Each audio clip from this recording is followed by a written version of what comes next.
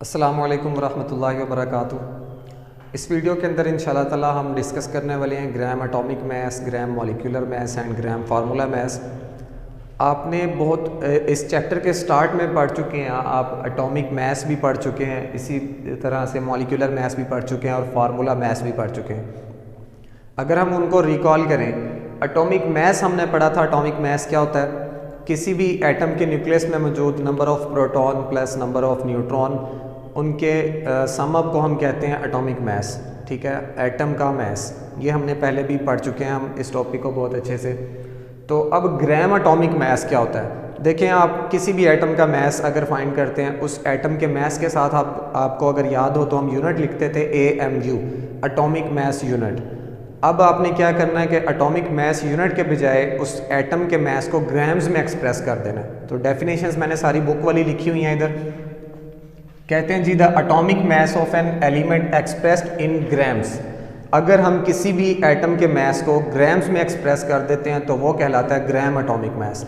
यानी कि आपने सिर्फ और कुछ भी नहीं करना, सिर्फ मैस को ग्राम्स में एक्सप्रेस कर देना तो वो ग्राम एटॉमिक मैस बन जाता है। ठीक है, और इसको हम कहते हैं इट इज़ कॉल्ड अ मोल। इसको हम मोल भी कहते हैं। ये बुक में लिखा हुआ, मैंने सिर्फ एक के साथ लिखा है, बाकी किसी के साथ नहीं लिखा।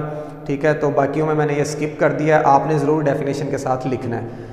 अगर आप किसी भी एटम के मैस को ग्राम्स में एक्सप्रेस करते हैं तो वो ग्राम एटॉमिक मैस कहलाता है, और उसको हम 1 मोल के इक्वल भी मानते हैं, यानी कि वो मोल भी कहलाता है, या ग्राम एटम या 1 मोल। ठीक है, एग्जाम्पल साथ लिखी हुई है। 1 gram atom of hydrogen. Hydrogen का एक एटम है, 1 ग्राम एटम, उसका मैस कितना होता है? 1.008। ठीक है, ये हम पहले पढ़ चुके हैं, चैप्टर के स्टार्ट में पढ़ चुके हैं। हाइड्रोजन के जो आपको पीरियोडिक टेबल में मिल जाएगा कि इसका जो एटॉमिक मैस होता है वो 1.008 होता है, हम 1 लिखते हैं। ठीक है, अब देखें, इसके मैस को हम पहले मेंशन करते थे साथ unit AMU, atomic mass unit. अब हमने ग्राम्स में एक्सप्रेस कर दिया। अगर हम एटम के मैस को ग्राम्स में एक्सप्रेस कर देते हैं तो ये ग्राम एटॉमिक मैस बन जाएगा, और ये किसके इक्वल होगा? 1 मोल ऑफ हाइड्रोजन एटम के, 1 मोल ऑफ हाइड्रोजन एटम। इसी तरह से ग्राम मॉलिक्यूलर मैस। तो मॉलिक्यूलर मैस क्या था? किसी भी मॉलिक्यूल के अंदर मौजूद जितने भी एटम्स होते हैं, उन तमाम एटम्स के अगर हम मैसेज को प्लस कर लेते हैं, sum up of all atoms present in a molecule, वो क्या कहलाता था? Molecular mass. ऐसा ही था। अब देखें जी, the molecular mass of an element और कंपाउंड, किसी भी एक एलिमेंट या फिर कंपाउंड का molecular mass expressed in grams, अगर हम उसको ग्राम्स में एक्सप्रेस कर देते हैं तो वो अब क्या कहलाएगा? Gram molecular mass. ठीक है, एग्जांपल लिखी हुई है। 1 gram molecule of hydrogen molecule.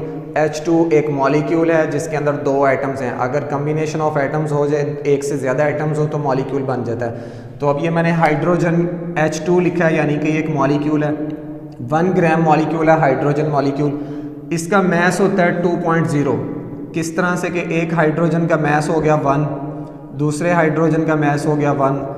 तो ये हम मॉलिक्यूलर मैस हम कहते हैं ना, किसी भी मॉलिक्यूल में मौजूद जितने भी एटम्स हैं उनके मैसेज को हमने करना है प्लस। तो अब 2 हाइड्रोजन इसके अंदर H2 के अंदर 2 हाइड्रोजन है, दोनों के मैस को प्लस करते हैं तो हमारे पास आंसर आ जाता है 2। ठीक है, अब इसके जो मैस निकला है मॉलिक्यूलर मैस, इसको हमने ग्राम्स में एक्सप्रेस कर दिया, जैसे डेफिनेशन में लिखा हुआ है एक्सप्रेस इन ग्राम्स।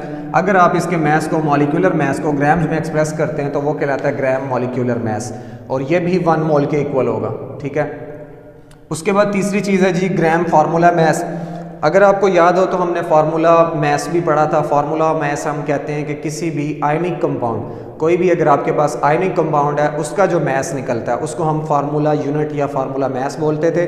इसी तरह से हमने फार्मूला मैस को ग्राम्स में एक्सप्रेस कर देना है तो ग्राम फार्मूला मैस बन जाएगा। The formula mess of an ionic compound if expressed in grams. अगर हम आयनिक कंपाउंड के मैस को एक्सप्रेस कर दें ग्राम्स के अंदर तो वो बन जाता है ग्राम फार्मूला मैस। ठीक है, एग्जाम्पल लिखी है 1 ग्राम ऑफ सोडियम क्लोराइड। अगर आप सोडियम क्लोराइड का मैस निकालते हैं, ये एक आयोनिक कंपाउंड है, सेम उसी तरह से जैसे मॉलिक्यूलर मैस निकालते हैं, किसी भी मॉलिक्यूल में मौजूद एटम्स के मैसेज को हमने प्लस करना होता है। तो इसमें एक आपके पास सोडियम है, एक क्लोरीन है, इन दोनों के मैसेज को अगर हम प्लस करते हैं तो 58.5 आपके पास आंसर आता है, जिसको हम मॉलिक्यूलर मैस भी बोलते हैं, फार्मूला मैस भी।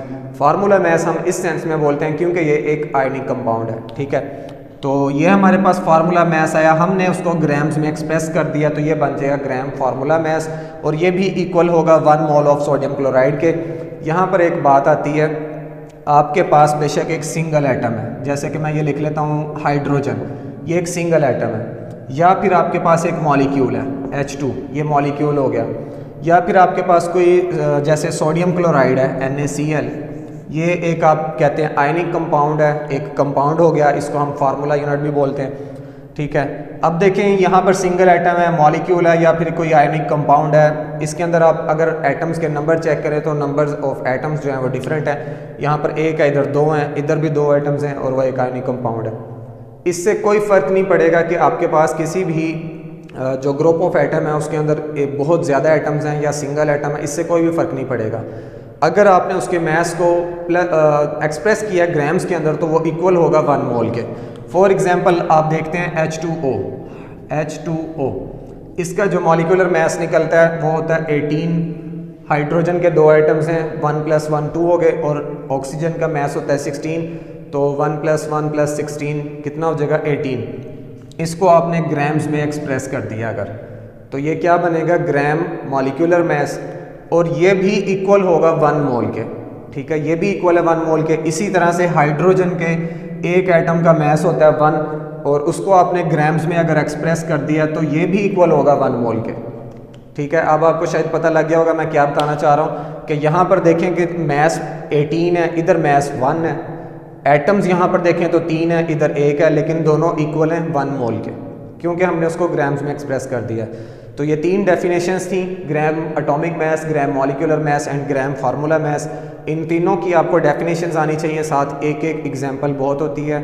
अगर ये तीनों डेफिनेशंस और उनके साथ एग्जांपल्स आप कर लेते हैं तो आपका ये टॉपिक हो जाता है कवर। इंशाल्लाह ताला नेक्स्ट लेक्चर के अंदर हम नेक्स्ट टॉपिक्स को डिस्कस करेंगे, अभी के लिए इतना ही काफ़ी है, तो अल्लाह हाफिज़।